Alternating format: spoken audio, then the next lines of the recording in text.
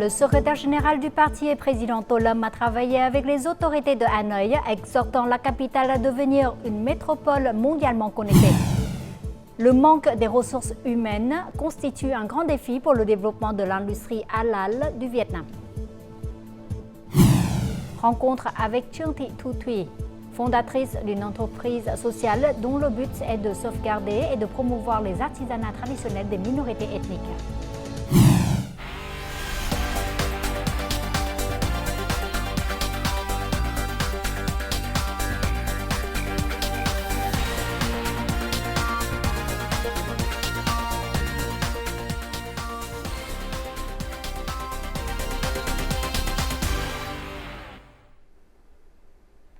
Mesdames et messieurs, bonjour, bienvenue au journal francophone. Le bureau politique du parti a tenu ce vendredi à Hanoï sa réunion périodique sous l'égide du secrétaire général du PCV et président de la République, Tholum. Le bureau politique a discuté de plusieurs questions importantes. Tholum a souligné la charge de travail du bureau politique et du secrétariat jusqu'à la fin de 2024, ainsi que les préparatifs pour le 14e congrès national du parti en 2025. Le secrétaire général et président Tholum a demandé au bureau politique de privilégier les groupes de projets qui seront soumis au 10e plénum et au plénum suivant du comité central. Ces projets doivent stimuler le développement socio-économique national, améliorer le niveau de vie de la population, résoudre rapidement les difficultés, promouvoir la stabilité politique et garantir l'ordre social. Dans la même journée, le secrétaire général du parti et président Tholum a travaillé avec la permanence du comité du parti de la ville de Hanoï. Le leader du parti a exhorté la capitale à tout mettre en œuvre pour atteindre les objectifs fixés durant le mandat 2020-2025. Par ailleurs, Hanoï doit également utiliser efficacement toutes les ressources au service de son développement pour devenir une métropole mondialement connectée. Le secrétaire général du parti et président Tholum a souligné que le développement de la capitale devrait être basé sur les piliers suivants: la culture et l'homme, la transformation verte, la transition numérique et circulaire, la modernisation des infrastructures et la ville intelligente. 2024 doit être une année décisive dans le décaissement des capitaux d'investissement. Le Premier ministre Phạm Minh Chính vient de publier une directive sur les tâches et solutions clés pour accélérer le décaissement des investissements publics au cours des derniers mois de l'année. La directive du Premier ministre demande que 90% du plan prévu pour cette année soit atteint et qu'au moins 3000 km de routes soient construits d'ici la fin de 2025. Le Premier ministre demande au ministère et aux localités de se concentrer sur la mise en œuvre des solutions drastiques, opportunes et efficaces pour améliorer le décaissement des investissements publics afin de promouvoir la croissance économique. Au cours des 7 premiers mois de cette année, les exportations ont connu une croissance de 15,7% par rapport à la même période de l'an dernier, s'affirmant comme un pilier important de l'économie nationale. Le redressement du marché mondial a entraîné la forte reprise et augmentation des commandes. De nombreuses entreprises exportatrices ont reçu suffisamment de commandes pour le reste de l'année et même jusqu'au début de l'année prochaine. Tout de suite est à lieu à Ho Chi Minh Ville. Au premier semestre de l'année, cette société a réalisé un taux de croissance de 26% en rythme annuel grâce à une forte augmentation des exportations de fruits frais. Elle a exporté du durian vers la Chine, des pamplemousses vers les États-Unis et des longranes vers la Nouvelle-Zélande et le Japon. Pour le reste de l'année, l'entreprise continue sa conquête de nouveaux marchés. Récemment, nous avons reçu l'autorisation d'exporter des pamplemousses vers la République de Corée et bientôt cette année, vers l'Australie. De plus, la Chine est en mesure d'ouvrir son marché aux noix de coco du Vietnam. Nous sommes en train d'étendre les zones de culture de ces fruits pour augmenter la qualité et le volume des exportations. L'industrie textile s'est aussi fortement redressée. Les commandes à l'exportation sont plus abondantes au cours des derniers mois de l'année. Cette entreprise a signé de nouveaux contrats avec les partenaires des États-Unis, du Moyen-Orient et d'Asie du Sud-Est. Les contrats à honorer d'ici février 2025 représentent plus de 70% de notre capacité de production. Alors que de nouvelles commandes continuent d'être négociées et signées, l'entreprise va certainement fonctionner à plein régime, promettant une année avec succès. Les résultats positifs des exportations contribuent à une forte reprise de l'économie nationale par rapport à 2023. Les entreprises ont mieux profité des avantages des accords de libre-échange et de la demande croissante dans les principaux marchés d'exportation du Vietnam tels que les États-Unis, l'UE, le Japon et d'autres pays. L'an dernier, Ho Chi Minh Ville était en tête du pays en termes de recettes d'exportation avec 42,46 milliards de dollars. Afin de maintenir la dynamique de croissance au cours des derniers mois de l'année, le ministère de l'Industrie et du Commerce exhorte les entreprises à se concentrer sur la consolidation des grands marchés traditionnels et l'expansion de nouveaux marchés. Le marché halal connaît une croissance rapide, concentrée en Asie et dans la région Moyen-Orient, Afrique du Nord. C'est un marché très prometteur que visent les entreprises vietnamiennes dans divers secteurs. Cependant, le manque de ressources humaines constitue un grand défi pour le développement de l'industrie halal au Vietnam. Nous en saurons plus. Cette agence de voyage amène souvent des touristes musulmans du Moyen-Orient au Vietnam. Elle a un grand besoin en personnel comprenant la culture et la langue arabe. Cependant, peu de gens satisfont à cette exigence. Même si les gens peuvent connaître la langue arabe, ils ont des difficultés à communiquer avec les touristes et à comprendre ce qu'ils veulent.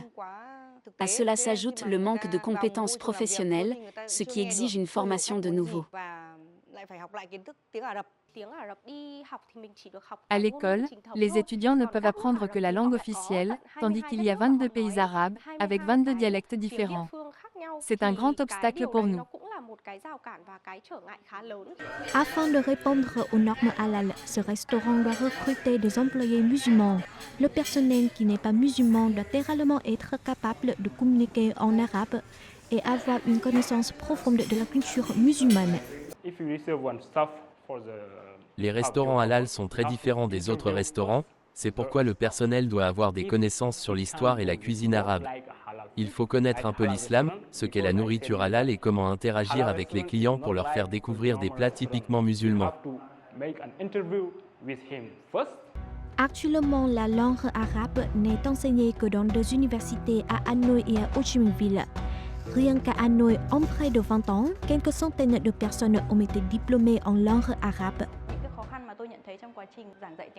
Récemment, le marché halal reçoit plus d'attention du gouvernement et des entreprises. Le besoin en main-d'œuvre halal augmente. Dans ce contexte, nous avons réajusté le programme de formation, intégrant des contenus liés à la culture islamique. Actuellement, le Vietnam ne compte qu'environ 90 000 musulmans, principalement concentrés dans le sud. Trouver des ressources humaines parlant arabe est difficile. D'autant plus difficile de trouver des personnels ayant l'expérience et la compréhension de la culture des pays musulmans. Sans des mesures plus drastiques, les ressources humaines pour l'industrie halal ne suffiront pas. Notre journal continue avec les taux de change et l'indice de la bourse du Vietnam.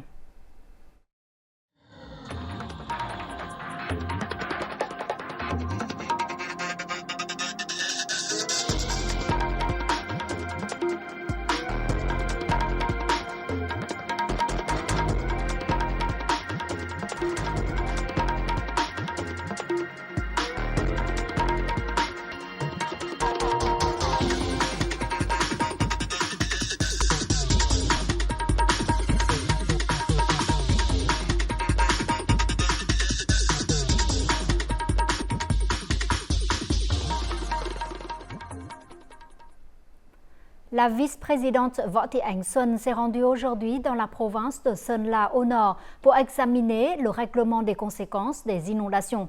En raison de l'impact du typhon Prapirun du 22 au 31 juillet, des pluies torrentielles ont provoqué des inondations, des crues soudaines et des glissements de terrain sur une vaste zone. Les inondations ont fait 11 morts et 6 blessés. Les pertes matérielles ont été estimées à plus de 500 milliards de dong. Võ Thị Ánh Xuân a demandé à Sơn La de continuer à accorder une grande attention aux familles touchées pour les aider à surmonter les conséquences des inondations et à stabiliser leur vie. 100 maisons de cœur pour les personnes en difficulté ont été remises aujourd'hui dans le district de Hiệp Đức, province de Quảng Nam, au centre. Ces maisons sont d'une valeur totale de 13,2 milliards de dong. Elles ont été construites grâce aux dons apportés par la société par action de raffinage et de pétrochimie Bingson et le programme des Nations Unies pour les établissements humains. Les habitants de tout le pays ont aussi fait des dons via le comité du Front de la Patrie de la province de Quảng Nam. Le tourisme communautaire est de plus en plus populaire au Vietnam car ce modèle offre aux touristes la chance de faire de nouvelles découvertes, de s'adonner à des activités intéressantes et d'en apprendre davantage sur les cultures ethniques locales. En conséquence, de nombreuses localités vietnamiennes ont encouragé les groupes ethniques à développer le tourisme et à participer aux services touristiques communautaires. Le village de Chi, commune de Xuân Giang, se trouve à 14 km du centre du district de Quang Binh, province de Hà Giang. Ici, les visiteurs peuvent découvrir l'artisanat traditionnel du tissage de broca, créé par les mains talentueuses des femmes thaï. Notre vie s'est beaucoup améliorée depuis que nous faisons du tourisme chez nous. Les touristes peuvent également découvrir l'art de la fabrication de chapeaux coniques. En novembre 2023, cet artisanat de la commune de Xuân Giang a été reconnu comme patrimoine culturel immatériel national. Les parents thaïs offraient ces chapeaux coniques à leurs filles avant qu'elles emménagent chez leur mari. Récemment, les habitants ont également appris à utiliser les réseaux sociaux pour présenter leur terre natale aux visiteurs. Grâce aux réseaux sociaux, les gens ont appris à créer de beaux clips vidéo pour présenter aux touristes les caractéristiques culturelles et les homestay. De nombreux produits ont pu bénéficier des technologies de l'information. Les agriculteurs demandent souvent à promouvoir leurs produits sur les réseaux sociaux. Le tourisme communautaire aide non seulement les gens à augmenter leurs revenus, mais crée également des liens durables entre divers secteurs économiques, élargissant ainsi le marché des biens et des services. Auparavant, les habitants ne savaient que cultiver du maïs et du riz. Aujourd'hui, ils trouvent de nouvelles façons de répondre aux besoins des touristes, ce qui entraîne un changement dans leur modèle de production. Après avoir identifié le tourisme comme un secteur économique clé, la province de Hà Giang a construit une stratégie visant à développer une économie touristique durable étroitement liée aux moyens de subsistance des populations. Ces efforts incluent la création de produits touristiques uniques qui protègent l'environnement et préservent les traditions.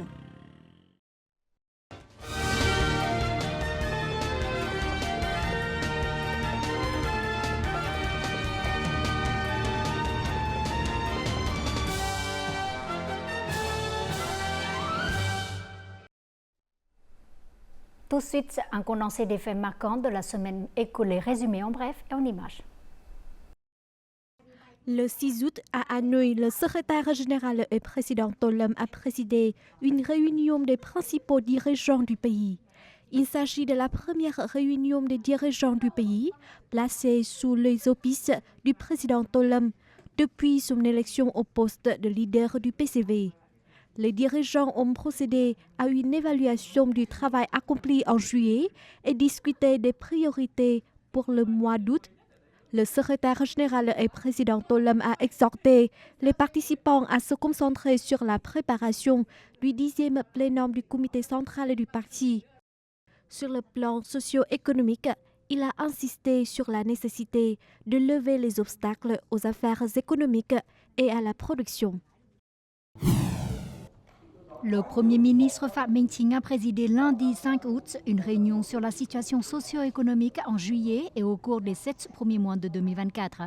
En examinant la situation socio-économique de juillet, Phạm Minh Chính a noté une amélioration par rapport au mois de juin. La croissance a été observée dans les secteurs de l'industrie, de l'agriculture et des services.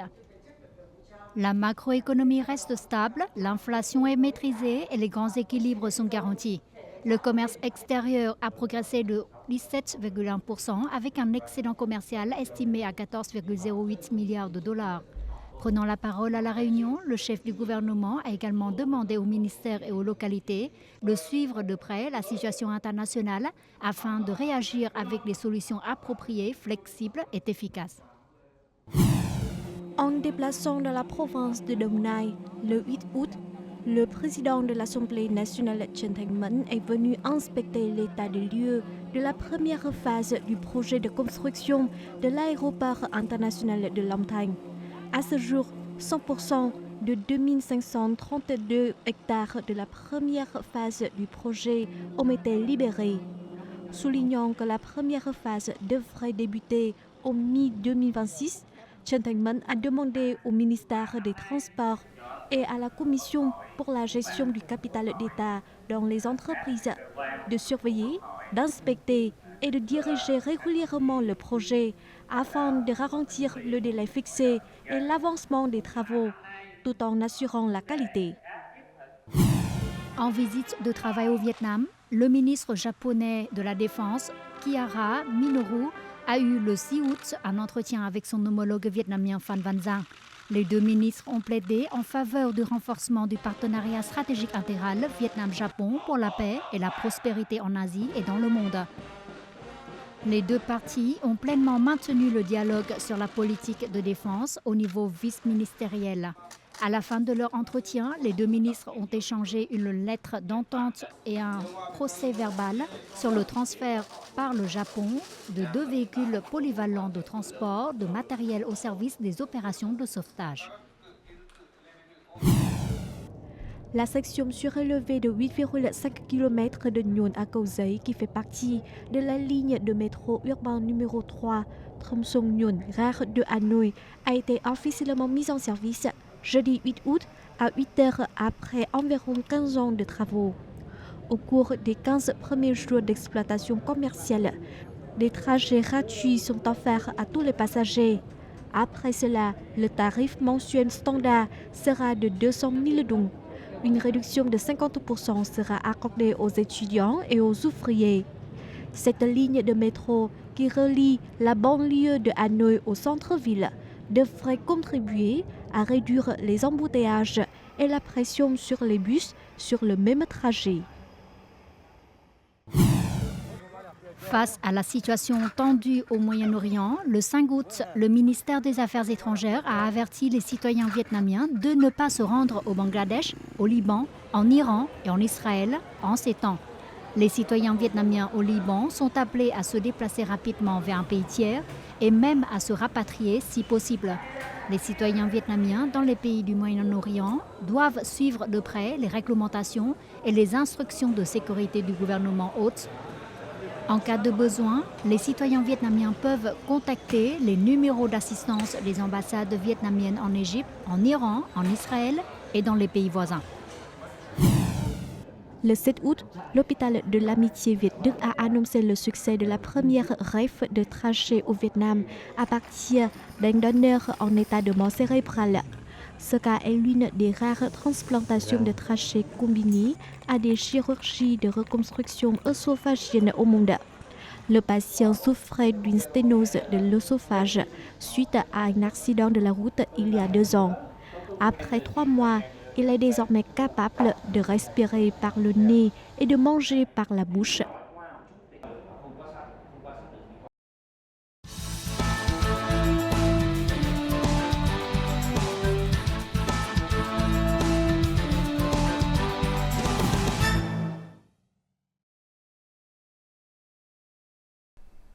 Avec le désir de faire revivre et de promouvoir les produits artisanaux ethniques, Madame Thu Thủy a créé une entreprise sociale embauchant les femmes d'ethnie minoritaire et les aidant à préserver leur métier de tissage, de brocart et de broderie.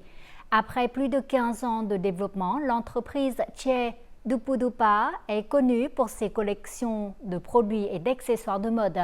Tous sont fabriqués à partir de matériaux et de techniques traditionnelles des groupes ethniques Dao, Thái, Lao et Mông.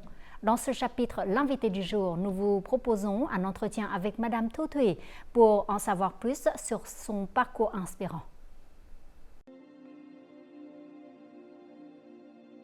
Les motifs de brocart du groupe ethnique Lao. La technique de peinture à la cire d'abeille de l'ethnie Mông. Chaque produit est le résultat de longs parcours et de mois de recherche par Trương Thị Thu Thủy, fondatrice de Chie Dupu Dupa. Dupu Dupa vient de la langue thaï, signifiant la forêt et les montagnes. Ainsi, les produits de Chie sont entièrement fabriqués à partir de matériaux naturels. De la plantation du coton au tissage, en passant par la teinture et la broderie, tout le processus est artisanal. Chie Dupu Dupa a été le seul représentant vietnamien à participer au programme de bourse Wise Asian Fellowship 2021, ce qui lui a permis de promouvoir la culture autochtone vietnamienne à l'échelle nationale et internationale.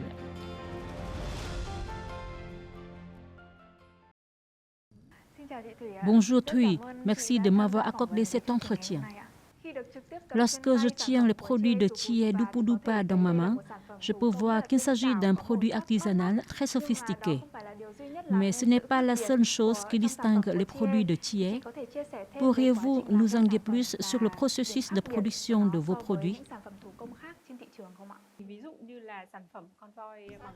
Cet éléphant en coton, par exemple, il est entièrement fabriqué à partir de coton cultivé naturellement par la population locale. Nous travaillons avec les habitants pour replanter les zones de matières premières. Ainsi, nous pouvons mobiliser davantage d'artisans à faire revivre les anciennes techniques de tissage et de teinture à partir de matières naturelles.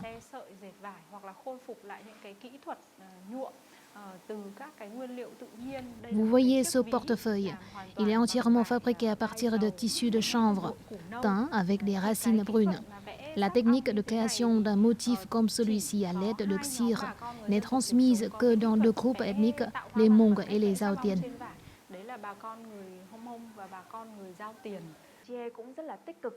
Chie organise souvent des ateliers de formation et des événements pour transmettre les messages de la préservation des valeurs culturelles traditionnelles.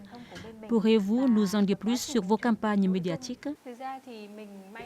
J'ai eu la chance de travailler longtemps avec les habitants d'ethnies minoritaires. Par conséquent, j'ai pris compte de la grande valeur de leur brocart. Chaque produit raconte une histoire.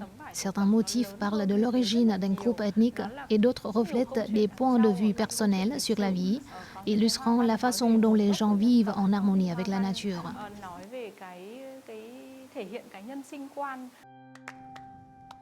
Après avoir passé 12 ans à travailler avec les minoritaires ethniques dans de nombreuses coopératives, Thu Thủy a commencé à organiser des cours de formation pour les artisans afin de leur permettre de comprendre les tendances de l'industrie textile. Une fois que les artisans ont perfectionné leurs compétences, Chie se concentre sur la conception de nouveaux produits. Elle envoie des prototypes aux coopératives pour la finition. Ces efforts ont contribué à promouvoir des moyens de subsistance durables pour les habitants de villages artisanaux traditionnels. Une idée d'entreprise vise toujours un marché ou une communauté. Lorsque vous avez fondé Chie Dupu Dupa, quelle mission ou quel objectif visiez-vous? Lorsque je travaillais et vivais avec les habitants des montagnes, il n'y avait pas d'électricité à cette époque. Les terres agricoles diminuaient et même si le tourisme était en plein essor, tout le monde n'en profitait pas. Les chances d'une vie meilleure étaient très rares. J'ai eu une forte conviction quant à l'importance de la création d'emplois. Au départ, Chie n'était qu'une entreprise individuelle, mais nous sommes passés à un modèle d'entreprise sociale, ce qui a permis de nouer davantage de liens et de collaborer avec d'autres projets et organisations ayant les mêmes objectifs.